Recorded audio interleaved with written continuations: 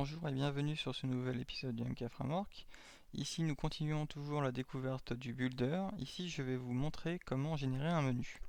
Alors premièrement on va créer une simple application vide. Donc application par exemple. Créer. Voilà. Si je fais... Attends, je ferme tout ça. Hop. Voilà. Si je fais éditer le projet, donc je peux, on l'a déjà vu, créer la couche modèle, créer un module CRUD, un module d'authentification avec inscription, précédemment vu lors d'une précédente vidéo. On peut également, vous voyez qu'il y a une catégorie module intégrable. Celle-ci inclut donc pour créer un menu, pour créer un module intégrable, pour créer un module CRUD intégrable également, un module en lecture seule, etc. Donc ici nous allons juste voir comment créer un module menu. Alors déjà ce qu'on va faire, parce que si on va sur le site que je viens de créer, pour l'instant il n'y a rien. Il y a juste un module default qu'on peut voir ici, donc data générée application. Voilà notre application, on a juste un module default. Donc là on va créer un deuxième module pour pouvoir justement interagir, avoir un intérêt à avoir un menu. Donc là par exemple je vais créer un module que je vais appeler news, voilà, et dans news je vais avoir list qui va me lister les news. Voilà. Comme ça j'aurai un module. Voilà, donc si je crée ici, je vois news qui contient la vue news list. Voilà. Donc là j'ai deux modules, je vais pouvoir créer un menu pour naviguer entre les deux. Donc je clique sur créer un module menu. Lui, ce qu'il va faire, il va me lister les différents modules qui sont disponibles sur mon application. Ici, module default et module news. Dans chacun de ces modules, pour l'instant, il n'y a qu'une action disponible, index et liste. Donc le module default, on va dire que c'est l'accueil. Voilà. Et le module list, news, on va dire que c'est les news. Voilà. Donc là, si on renseigne ici, donc le nom du module, il va créer un module qui va s'appeler menu. On va appeler même menu embedded, qui va être embarqué dans chacun des modules. Et ensuite, donc index, pour le module default, il créera un lien accueil. Et pour le module news, il créera un lien news. Donc là, je génère le menu. Il me génère différents fichiers que l'on peut voir comme d'habitude ici. Ici, dans le répertoire module. Donc on voit ici menu embedded qui contient une vue index et un contrôleur. D'ailleurs, si on regarde le menu embedded qui vient d'être créé et que l'on regarde son contrôleur, on voit qu'il a créé un tableau avec chacun des deux liens. Voilà. Et une vue qui permettra donc d'afficher ce menu. Donc comme ça, si vous souhaitez modifier l'aspect visuel de celui-ci, n'hésitez pas à modifier la vue du module en fait. Il n'y a rien de magique, à chaque fois je crée des répertoires, des fichiers, etc. Donc vous avez la main pour modifier par exemple l'esthétique de ceci.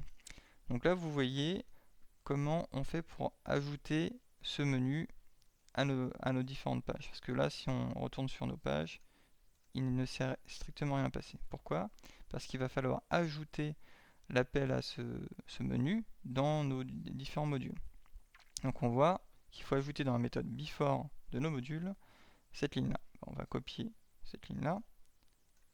Et par exemple, là on est dans défaut index, on voit ici, module défaut action index. D'ailleurs, petite parenthèse, pour savoir quel est le module qui est appelé par défaut, par exemple si ici sur la page d'accueil, donc ici sans renseigner aucune information, on souhaite arriver directement sur les news et l'action list, il faut aller dans le fichier de configuration sitini, dans la section navigation, et là vous voyez module défaut et module l'action par défaut index. Donc là si on voulait arriver directement sur les news, on mettrait ici news et ici list. Et donc là en faisant ça, on arriverait donc sur news list. Et ici on voit bien module news et l'action list. Là comme vous voyez là c'est la barre de debug. Comme je l'ai dit, j'en reparlerai dans une prochaine vidéo puisque elle a beaucoup d'avantages et elle nécessite une vidéo entière pour expliquer tout ce qu'elle peut vous permettre de faire, notamment sur les spy variables, etc. Bref, je vais revenir en arrière et laisser donc la page d'accueil comme elle était précédemment. Donc là je reviens et voilà. Donc là on va ajouter ce que l'on vient de voir dans le builder, donc c'est-à-dire ces deux lignes-là, qu'il faut apparemment rajouter dans la méthode before. Donc on va aller dans module défaut. Donc dans module défaut, dans la méthode before, on va rajouter après cette ligne-là. Alors, qu'est-ce qu'on voit qui se passe ici? On voit ici dans la méthode before, déjà, on instancie le layout avec le template 1. Donc, on va aller dans le layout, template 1, il est instancié, d'accord? Et on voit ici qu'on demande au layout, donc ça c'est objet que l'on vient d'instancier, d'ajouter un module à l'emplacement menu. Et ce qu'on va lui demander de charger, c'est l'appel au module menu embedded et à son action index. Donc c'est-à-dire que dans template 1, on va lui demander de le charger ici. D'accord?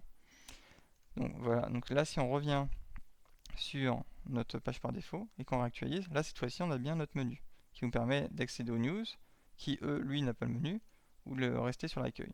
Donc d'ailleurs on va rajouter ça également au module news. Donc si on va ici, module news, on fait la même chose. Hop là. On fait la même chose. On réactualise. Et là on a bien un menu de navigation qui nous permet de switcher des news à l'accueil.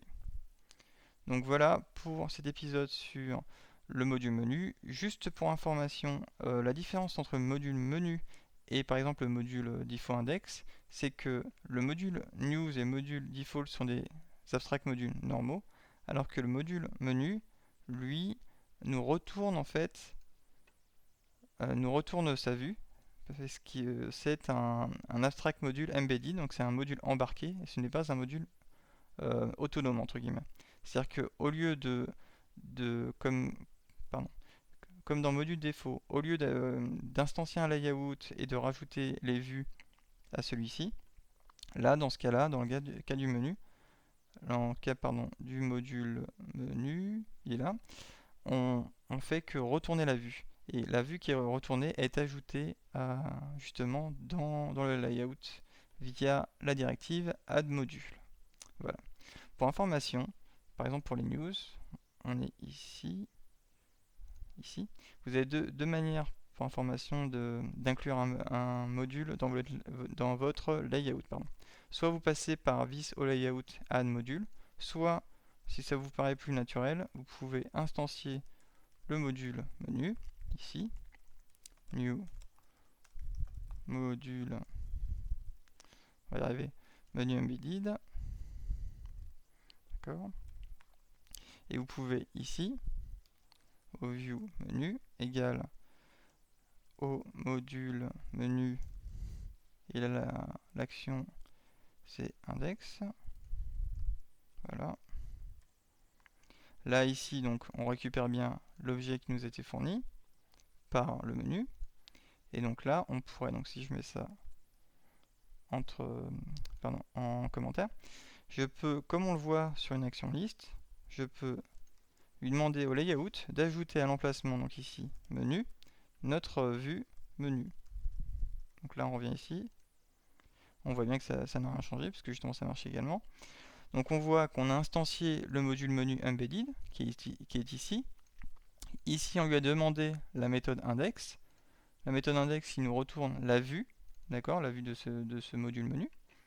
D'accord. Et après on a demandé au layout d'ajouter à l'emplacement menu, puisque dans le template 1 il y a deux emplacements qui sont chargés, menu et main. On lui demande de charger notre module menu ici, à l'emplacement menu. Donc voilà pour cette vidéo sur l'ajout d'un menu. En même temps, vous avez appris un petit peu plus sur le passage de vue à un layout. Je vous remercie de votre écoute et je vous dis à bientôt dans une prochaine vidéo.